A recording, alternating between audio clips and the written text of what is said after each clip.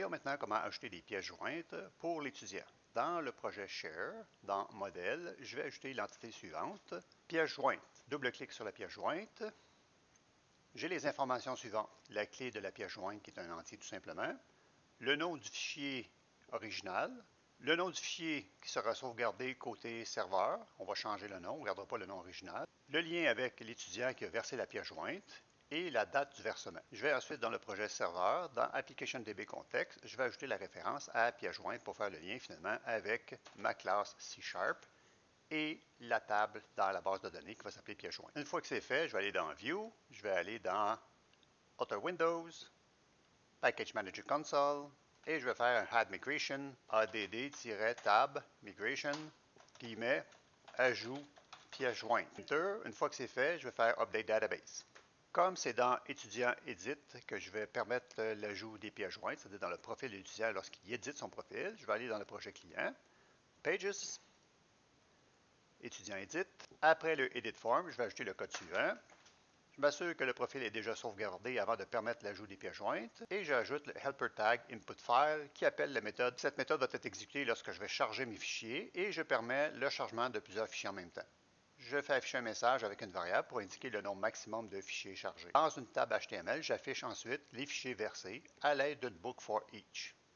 Un bouton à la fin de chacune des lignes des pièces jointes me permet de charger la pièce jointe à l'aide de la méthode onClickDownload button. Je m'en vais dans le code behind de Étudiant Edit, double-clic et j'ajoute ce qui suit. Je vais d'abord créer un data service pour la gestion des fichiers chargés. Alors après le dernier inject, pour les rester regroupés ensemble, je vais faire inject fichier data service qui n'est pas encore créé.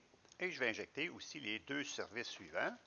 Un qui va me permettre de loguer les erreurs potentielles avec le chargement du fichier qui porte ici le nom de la classe, étudiant edit, qu'on retrouve ici. Et on a besoin de JavaScript pour mener à bien nos tâches lors du chargement des fichiers.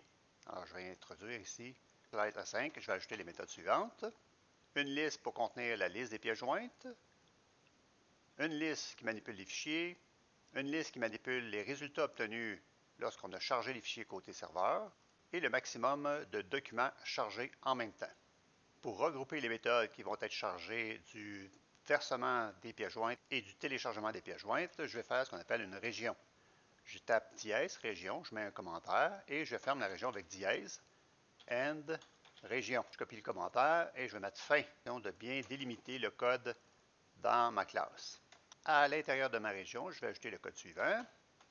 De cette manière, il est plus facile de me retrouver dans le code et de cacher certaines sections pour mieux voir ce qui se passe. Input file change, je vais résoudre, contrôle point sur multipart, mediatype, contrôle point sur la ligne suivante, headers, upload result, contrôle point. J'ai rien, c'est parce qu'il s'agit d'une classe dans mon modèle. Je vais aller l'ajouter.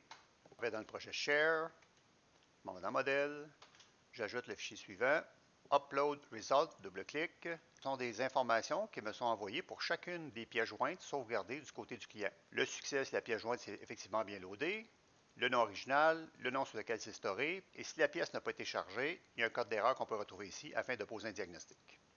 CTRL S,